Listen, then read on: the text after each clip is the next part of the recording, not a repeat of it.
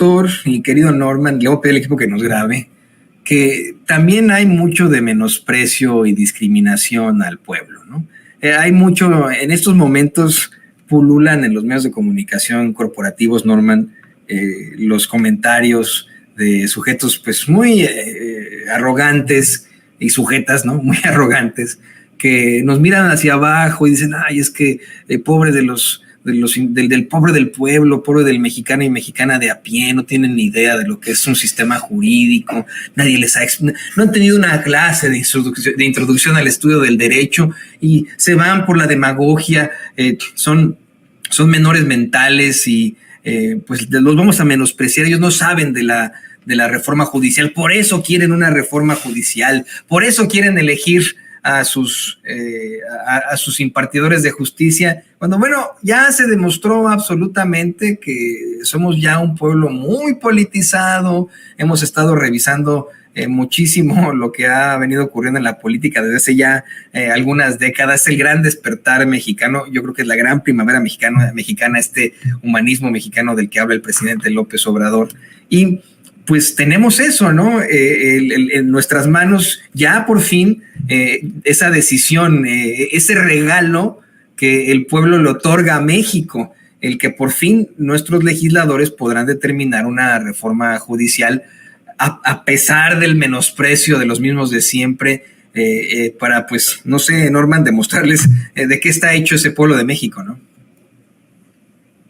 Sí, bueno, la verdad es que a mí me llamó mucho la atención y eso motivó que yo hiciera un tuit ayer cuando García Soto, aquel columnista que pareciera serio, que pareciera racional, de repente lo vimos cómo fue dando tumbos hasta llegar al gallinero de Claudio X González.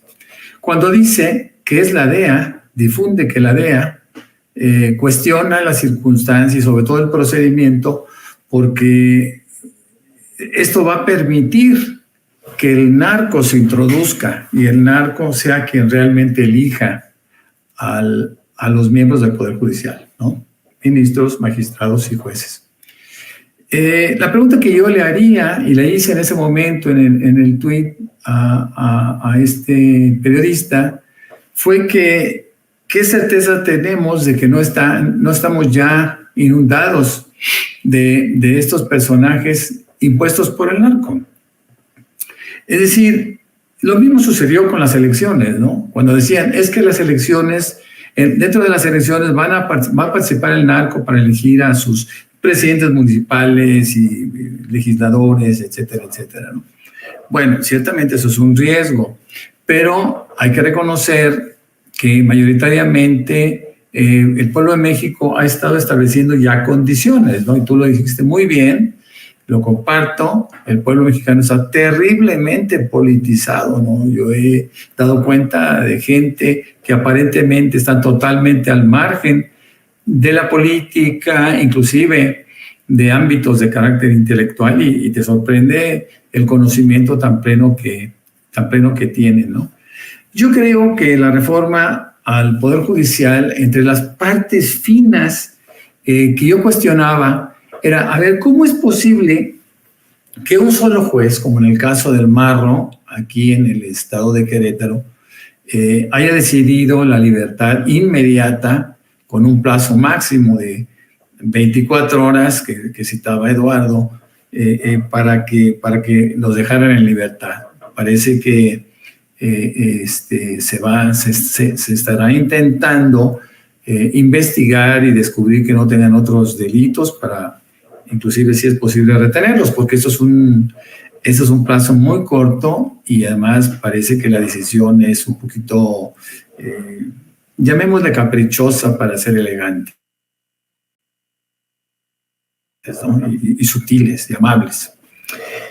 Me parece que dentro de la reforma al Poder Judicial, la parte fina, decía yo, de esto es ese tribunal de disciplina judicial que se va a hacer cargo de sancionar, de supervisar y en su caso sancionar a aquellos juzgadores que no estén actuando en congruencia con la ley y con la buena fe que siempre se requiere.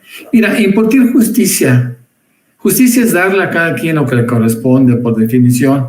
Impartir justicia es bien difícil.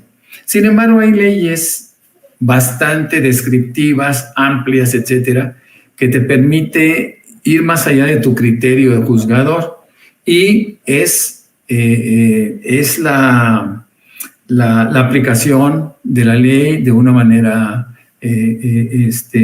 rígida, como muchas veces se logra una decisión más o menos justa. Y cuando digo más o menos es porque la justicia, termina por ser subjetiva.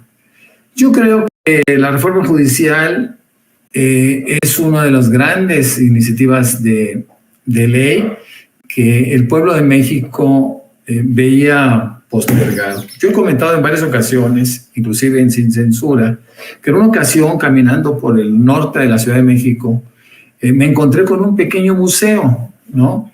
Que no tenía otra cosa más que una pequeña celda, un reo aparente al fondo, y sobre todo lo que me llamó la atención fue aquella máxima o aquellas frases que pintaron, ¿no? Que decía: en este lugar inmundo donde habita la tristeza, no se castiga el delito, se castiga la pobreza.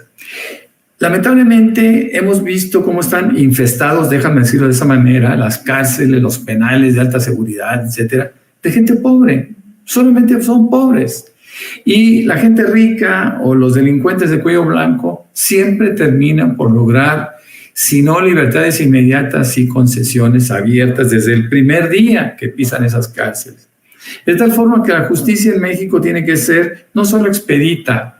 Estoy viendo que la reforma plantea plazos menores, ¿no? Que se deben de decidir entre 6 meses y 1 año, y esto seguramente va a favorecer su aplicación, pero también hay que reconocer que siempre el dinero ha jugado un papel fundamental en las decisiones de los juzgadores, ¿no? Cuando digo juzgadores me refiero pues a todos, ¿no? Ministros, magistrados y jueces. Y esto es una cosa muy triste, por eso me llama tanto la atención la aparición o la creación de este tribunal de disciplina judicial para que esté vigilando a los juzgadores. Ahora, antes yo diría que una vez que se conozcan los nombres de los candidatos a participar como juzgadores, pues tenemos que conocer muchas cosas, entre otras, y creo que es una parte importante, es su comportamiento con respecto al dinero, ¿no?